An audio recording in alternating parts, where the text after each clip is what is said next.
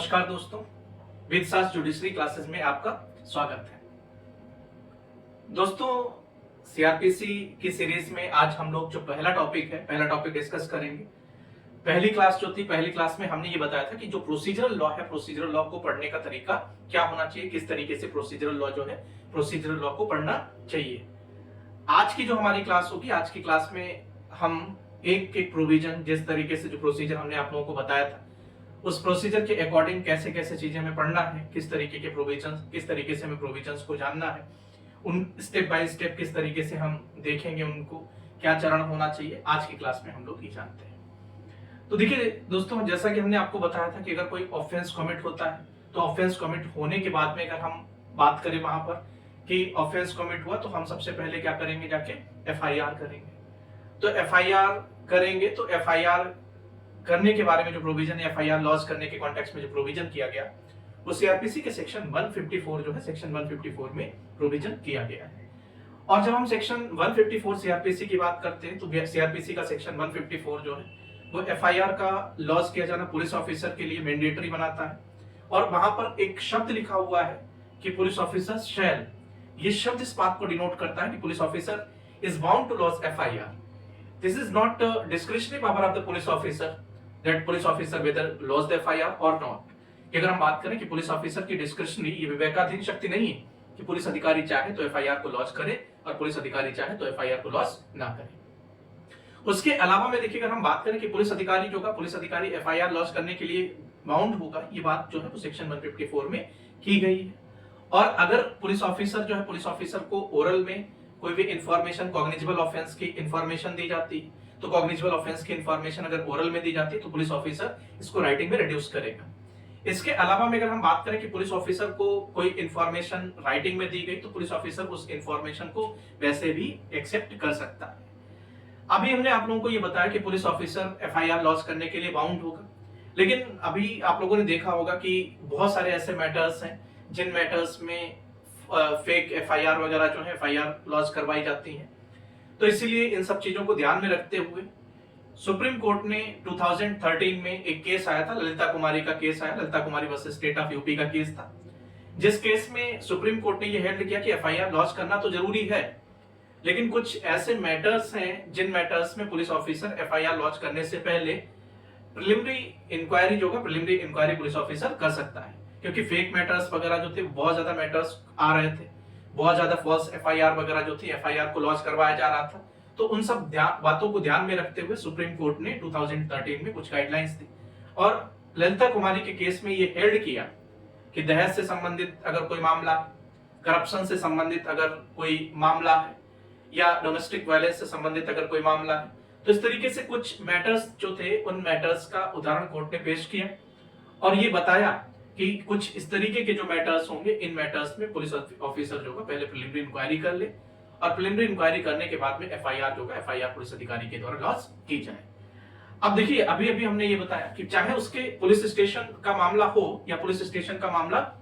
ना हो, दोनों ही कंडीशन में पुलिस ऑफिसर जो है, पुलिस अधिकारी एफआईआर लॉन्च करने के लिए बाउंड होगा। अब अगर उसके जुरिस्डिक्शन का या पुलिस स्टेशन का मामला नहीं है तब भी उसको लिखना है एफआईआर, और अगर उसके पुलिस स्टेशन का मामला है तब भी एफआईआर पुलिस अधिकारी जो है, पुलिस अधिकारी को लॉन्च किया जाना मैंडेटरी है। अब अगर पुलिस अधिकारी जो है, पुलिस अधिकारी एफआईआर लॉन्च नहीं करता है तो अग्रीव्ड जो होगा, पीड़ित जो होगा, पीड़ित को क्या क्या उपचार मिल सकते हैं, क्या क्या रेमेडीज जो है, रेमेडीज प्रोवाइड की गई हैं। तो जब हम क्रिमिनल प्रोसीजर कोड पढ़ते हैं तो क्रिमिनल प्रोसीजर कोड में ही वो रेमेडी प्रोवाइड की गई है कि अगर पुलिस अधिकारी एफआईआर लॉन्च करने से मना करता है तो सेक्शन 154 सब सेक्शन 3 ये प्रोविजन करता है कि जो अग्रीव्ड होगा वो बाय पोस्ट सुपरिंटेंडेंट, उस जिले का जो सुपरिंटेंडेंट ऑफ पुलिस होगा, उसको इस बात के लिए इन्फॉर्म कर सकता है कि पुलिस अधिकारी जो है, पुलिस अधिकारी के द्वारा एफआईआर लॉन्च नहीं किया जा रहा है। अब अगर हम बात करें कि सुपरिंटेंडेंट ऑफ पुलिस की, अगर हम बात करें कि वो इस प्रकार से इंफॉर्मेशन अगर रिसीव करता है जो बाय पोस्ट उसको भेजा गया था, तो वो क्या क्या कर सकता है। तो देखिए, उसके पास में एक अधिकार ये है, सुपरिंटेंडेंट ऑफ पुलिस के पास में ये अधिकार है कि वो या तो खुद उस मामले में इन्वेस्टिगेशन, मतलब उस मैटर को इन्वेस्टिगेट कर सकता है, या अगर हम बात करें कि जो पुलिस ऑफिसर है, उस पुलिस ऑफिसर को डायरेक्ट कर सकता है कि आप इस मामले पर इन्वेस्टिगेशन करिए।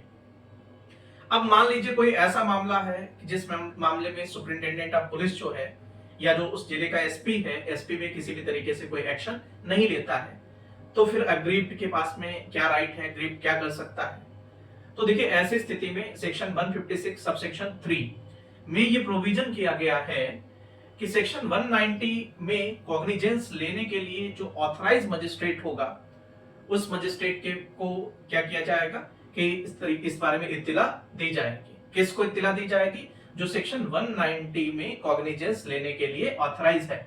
दोस्तों हम ये जानेंगे कि यहाँ पर हम बात के लेक्चर में ये जानेंगे कि यहाँ पर 190 में ऑथराइज मजिस्ट्रेट जो होता है, उसी मजिस्ट्रेट को ऐसी इंफॉर्मेशन क्यों भेजी जाती है, किसी और को क्यों नहीं भेजी जाती, जो ट्रायल करने के लिए या जो मैटर को कमिट करने के लिए ऑथराइज है, उसको क्यों नहीं भेजा जाता है। ये मैटर सेक्शन 190 में कॉग्निजेंस लेने के लिए ऑथराइज मजिस्ट्रेट को ही क्यों भेजा जाता है। अब देखिए यहाँ पर अगर हम बात करें तो सेक्शन 156 सबसेक्शन 3 में जुडिशियल मजिस्ट्रेट या जो 190 में कॉग्निजेंस लेने के लिए ऑथराइज मजिस्ट्रेट था, उसको इस बारे में इन्फॉर्म किया गया।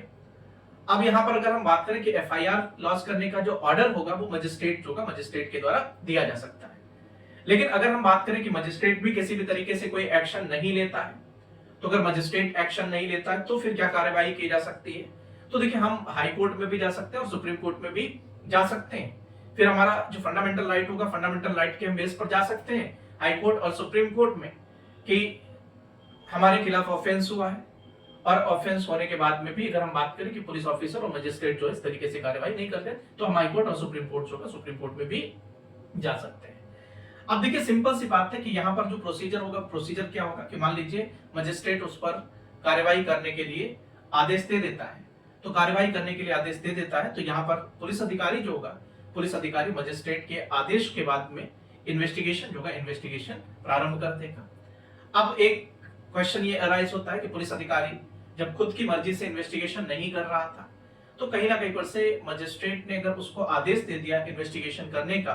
तो शायद वो प्रॉपर तरीके से इन्वेस्टिगेशन ना करे। तो देखिए अगर हम बात करें कि वो प्रॉपर तरीके से इन्वेस्टिगेशन नहीं करता है, तो पहले ये रूल था कि मजिस्ट्रेट उस इन्वेस्टिगेशन में किसी भी तरीके से कोई भी इंटरफेरेंस नहीं कर सकता था। लेकिन सुप्रीम कोर्ट में एक सकेरी वासु के केस में ये हेल्ड कर दिया गया सुप्रीम कोर्ट के द्वारा कि सबऑर्डिनेट कोर्ट जो है, सबऑर्डिनेट कोर्ट ऐसी एफआईआर में एफआईआर लॉन्च करने के बाद में इन्वेस्टिगेशन अगर पुलिस ऑफिसर प्रॉपर तरीके से नहीं कर रहा है, तो वहां पर पुलिस अधिकारी उस